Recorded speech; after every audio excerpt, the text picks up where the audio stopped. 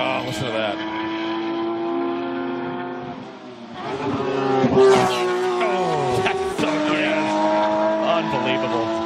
That gets the hair in the back of the neck standing up. That's for sure. The sound of a flat six never gets old. No, it is such a signature sound, isn't it?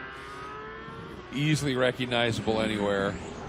Still one of the prettiest sounds of race. Hey guys, and welcome back. Today I'm going to interview Gabe Zamora, who's turned this GT3RS into a time attack monster. So let's jump right in and find out what makes it so quick.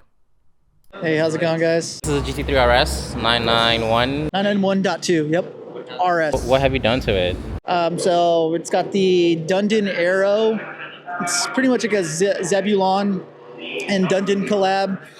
So front splitter, front canards, wing. Yeah, we got the race headers, and then we have a quiet muffler on this weekend because there's a dB limit for this track. It's still pretty loud. We have a race tune with using MS-109, so we're making like 520-ish to the wheels. And then honestly, just a stripped interior. We have MCS 3-ways. Do you know how much it weighs?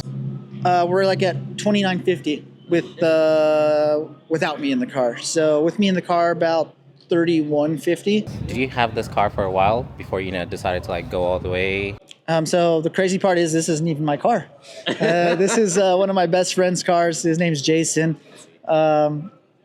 I had a GT3 and I moved out of country, and pretty much there was no point in me having the car and paying the monthly payment on a car like that and not using it. It was a full interior car with just different aero and no tune, race headers. Stock gas, all that, yeah. Pretty tame for our class, for sure, for track mod.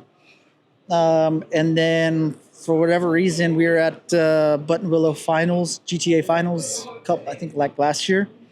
And he was driving that event. He wanted to tear out the whole interior. So we stripped out as much interior as we could.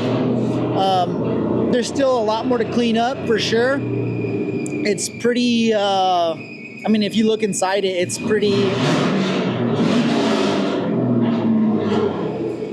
it's not very cleaned up, it's legit just a raw strip.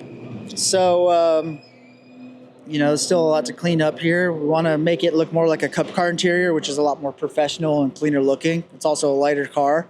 And if we can get it close to cup car weight, pretty sure we can get close to cup car times, which would be a couple seconds faster. Here we go. Here's Zamora in that 274.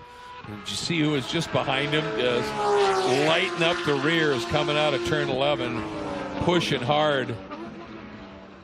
There's Jackie.